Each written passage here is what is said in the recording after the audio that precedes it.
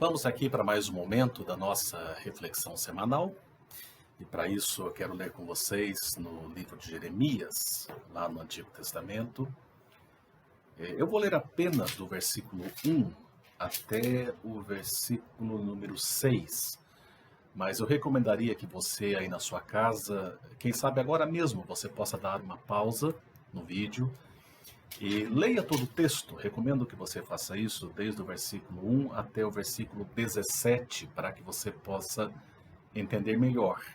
Porque o que nós procuramos aqui é otimizar mais o nosso tempo, né? Nós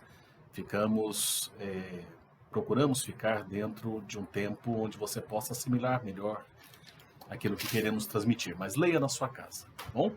Eu vou ler aqui então, começando pelo versículo 1, que diz o seguinte: Palavra do Senhor que veio a Jeremias dizendo: Dispõe-te e desce à casa do oleiro, e lá ouvirás as minhas palavras. Desci à casa do oleiro, e eis que ele estava entregue à sua obra sobre as rodas. Como o vaso que o oleiro fazia de barro se lhe estragou na mão, tornou a fazer dele outro vaso, segundo bem lhe pareceu. Então veio a mim a palavra do Senhor: Não poderei eu fazer de vós como fez este oleiro, ó casa de Israel? Diz o Senhor: Eis que como barro na mão do oleiro, assim sois vós na minha mão, ó Israel. Vocês devem estar lembrados que já na semana passada eu falei a respeito do chamado de Jeremias, e continuamos essa semana dentro do mesmo livro, e apenas chamar a sua atenção para o fato de que Jeremias se encaixa naquela categoria de sacerdote profeta. Ele era de uma família sacerdotal, daqueles que cuidavam de toda a parte religiosa do dia a dia de Israel, dos aparatos, dos sacrifícios, enfim, toda aquela parte ritualística. E ao mesmo tempo que ele fazia parte de uma família sacerdotal, ele é chamado por Deus, como bem vimos semana passada, para que ele fosse a sua boca, para que ele falasse à nação de Israel, ao povo de Judá mais especificamente nesse contexto, a respeito da necessidade de arrependimento. E ele profetizou durante um período de mais ou menos 40 anos. 40 anos pregando a palavra de Deus. Quando ele começou a pregar, era o reinado do rei Josias, que foi um rei muito piedoso, um rei que procurou fazer a vontade de Deus, que promoveu, por exemplo, reformas no meio do povo. Só que agora, quando esta porção é escrita, quem estava reinando era Jeoaquim, que, ao contrário de Josias, era um rei que não tinha nada de impiedade. Pelo contrário, ele estabeleceu a idolatria no meio do povo de Deus outra vez. Ele permitiu que isso reinasse e ele mesmo se entregou à idolatria. É nesse contexto que Deus, então, leva Jeremias para uma parábola vivida por ele mesmo. As parábolas nada mais são do que cenas do cotidiano que servem para ilustrar uma verdade eterna. E exatamente isso que você tem aqui, algo que era muito comum naqueles dias.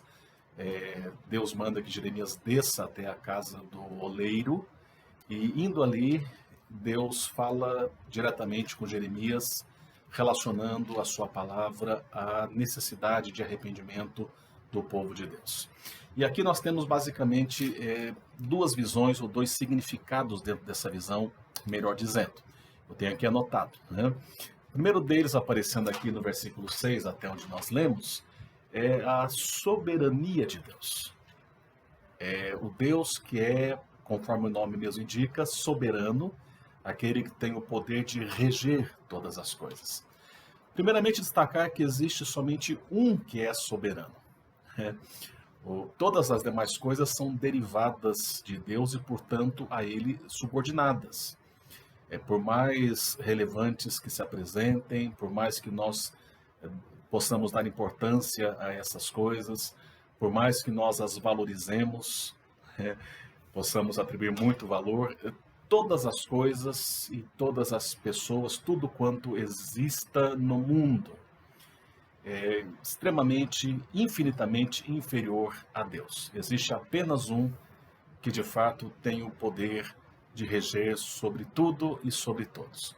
No caso aqui da ilustração, Jeremias vê um oleiro trabalhando com o barro e evidentemente que o barro ele não tem valor por si só. Ele não tem valor por si só. Nesse caso específico da cerâmica, por exemplo, né? Ele só tem valor à medida em que ele vai ganhando alguma forma ali nas mãos do oleiro. Então, existe gente, todos que se esquecem de que é barro, porque todos nós somos barro. Lembra da descrição de Gênesis, da criação do homem? E depois reafirmado, né, no livro de Eclesiastes, o pó que volta à terra. Nós somos tomados do pó da terra. E você sabe que o barro é mistura de água com terra. Então nós somos essa misturinha. E o barro, ele não tem valor por si só. Não tem valor por si só. Existe muita gente que se esquece que é barro. Que acha que porque tem uma casa bonita, que porque tem um bom emprego, porque tem reconhecimento no meio da sociedade, que porque o camarada tem um grande salário, que ele tem um diploma invejável por muitos, ou invejado por muitos, que porque ele tem estudo, ele é alguma coisa. É a soberba que vai tomando conta do nosso coração. Quando nós vamos lá para a segunda carta de Paulo aos Coríntios, capítulo 4, versículo 7, Paulo falando a respeito dessa luz de Deus que habita em nós, ele diz o seguinte, 2 Coríntios 4, 7. Temos, porém, este tesouro, esta luz de Deus, em vasos de barro, que é o nosso corpo, para que a excelência do poder seja de Deus e não de nós. Então, apesar de Deus habitar em nós através do seu Espírito Santo, isso tem tudo a ver com a sua graça, não tem a ver com aquilo que nós somos. Nós somos apenas barro.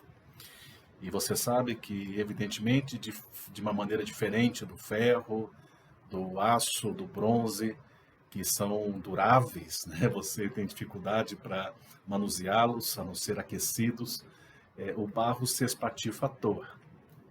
É muito fácil você quebrar uma cerâmica. Então, como o barro que nós somos, nós também quebramos de maneira fácil, não importa a beleza que nós aparentemos, não importa a robustez com a qual nós possamos nos apresentar, e quem sabe as pessoas nos admirarem.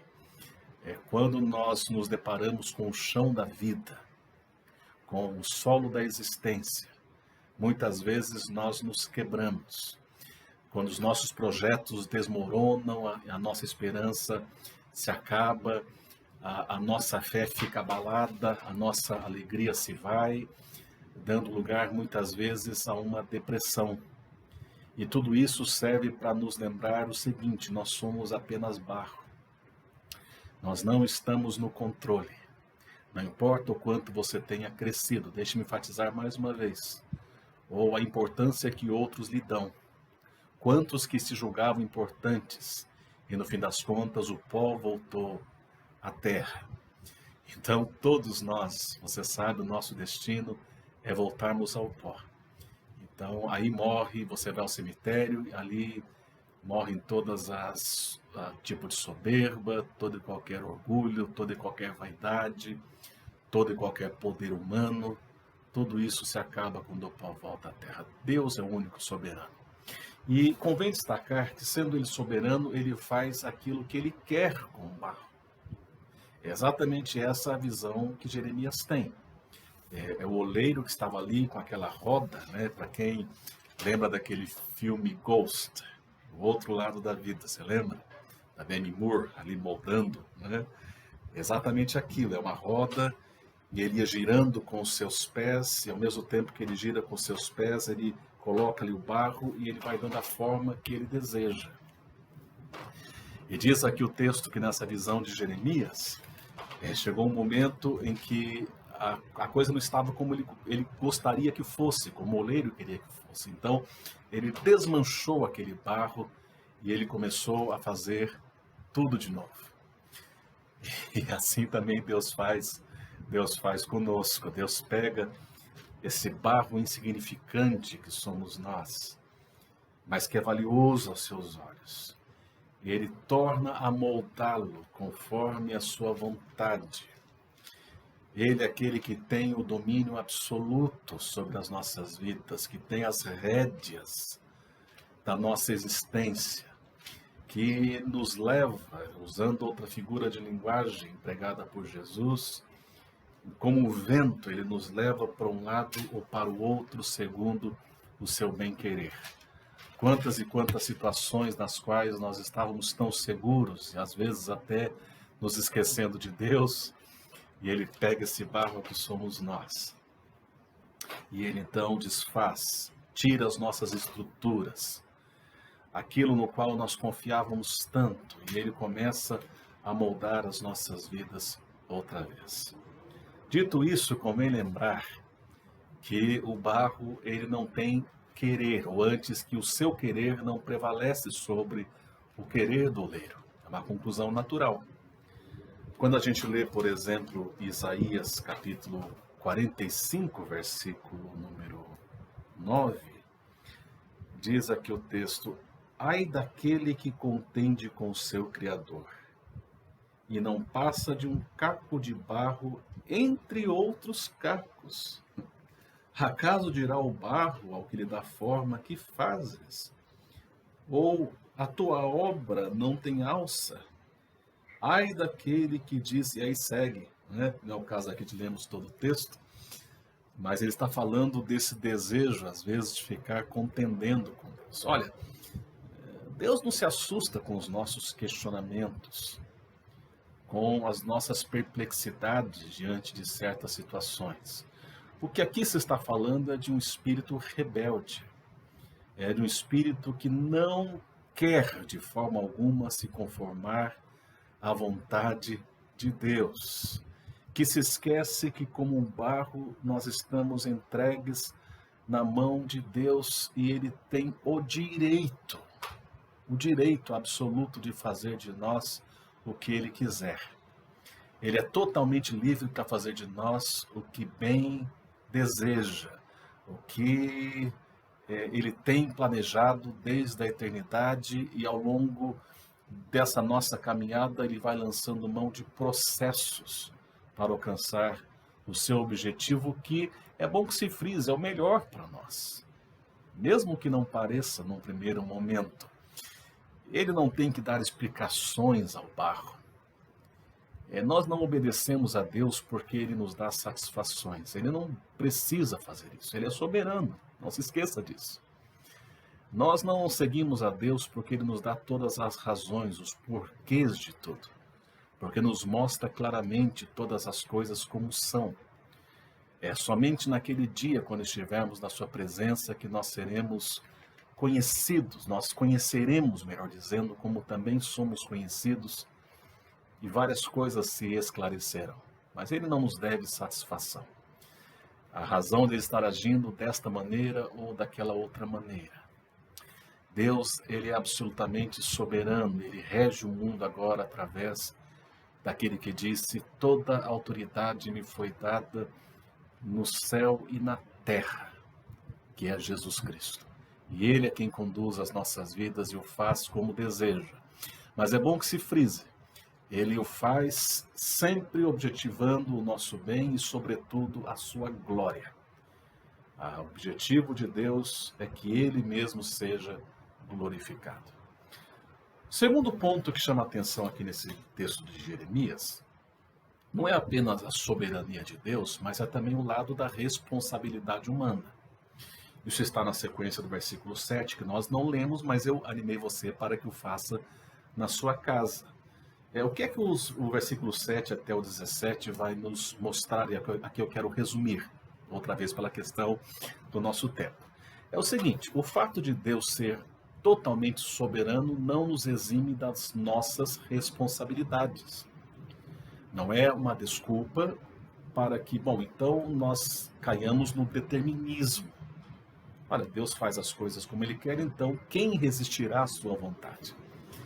E para que eu esteja andando sem qualquer senso de responsabilidade ou a percepção e a certeza de que um dia eu prestarei contas na presença do Senhor e por tudo quanto eu sou, eu fiz, eu pensei, eu falei, eu prestarei contas naquele dia porque eu sou responsável. Eu sou responsável. O que o versículo 7:17 vai nos mostrar é que o povo, pelas suas ações, determina o tratamento que ele receberá de Deus. Basicamente, o que está dizendo nesses versículos subsequentes é o seguinte: olha, se eu falei para um povo que eu o destruiria, mas ele se arrepender, eu volto atrás. E eu não vou destruir esse povo. Você deve estar lembrado que ele faz isso na história de Jonas, né, lá em Nínive. Quando os cidadãos de Nínive se arrependem, Deus não destrói Nínive para o desgosto de Jonas. E ele continua dizendo: olha, ao mesmo tempo, se eu prometi abençoar vocês, mas vocês se desviam dos meus caminhos, vocês não querem saber de mim, eu estou descompromissado com vocês. Eu não tenho a obrigação de continuar abençoando vocês da mesma forma. Veja aqui que no versículo 12, por exemplo, eles estão andando segundo a dureza dos seus corações. Eles dizem, versículo 12, não há esperança, porque andaremos conforme os nossos projetos, e cada um segundo a dureza do seu coração maligno. Nós queremos andar assim. É uma escolha humana, é uma escolha deles.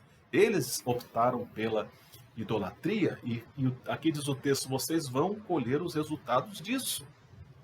Como de fato eles colheram, eles foram desarraigados da sua terra e transportados para a Babilônia, o famoso exílio babilônico. Deus não tinha obrigação nenhuma, porque fez uma aliança com Abraão de livrá-los do ataque de Nabucodonosor. Pelo contrário, Nabucodonosor é usado como instrumento para disciplinar o povo, que adorava a Deus ao mesmo tempo que adoravam outros deuses, diz aqui o versículo 15. Deus não tem a obrigação de, porque nos abençoou uma vez, nos abençoar sempre. Ele é bondoso, ele é um Deus que quer nos abençoar, mas ao mesmo tempo nós somos responsáveis pelas nossas ações e há determinadas bênçãos das quais somos privados pela nossa própria rebeldia. Você deve estar lembrado daquele texto que fala assim: se Deus é por nós, quem será contra nós? Mas tente ler ao contrário: se Deus é contra nós, aí, meu amigo, quem será por nós?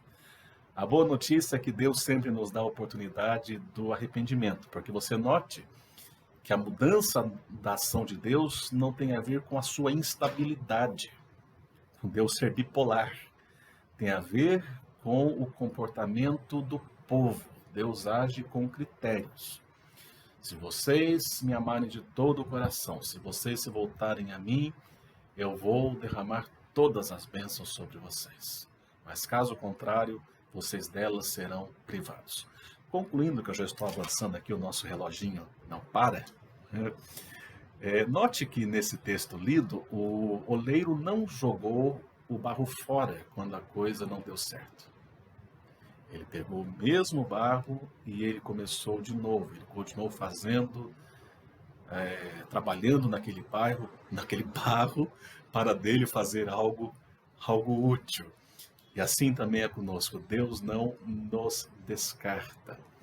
O artista é o único que consegue pegar um barro tão insignificante e transformá-lo em um objeto de apreciação caro, muitas vezes. Caro, você vai comprar e apesar de ser barro, mas é um barro que adquiriu uma forma extraordinária. Assim também Deus faz conosco e a opção está diante de nós. Deus deseja que espontaneamente nós nos permitamos ser moldados. Aquela música tão antiga que a gente cantava, não temos cantado mais, uma pena, né? Que diz assim: eu quero ser, Senhor amado, como um vaso nas mãos do oleiro. Quebra a minha vida e faz-a de novo. Eu quero ser, Senhor, um vaso novo.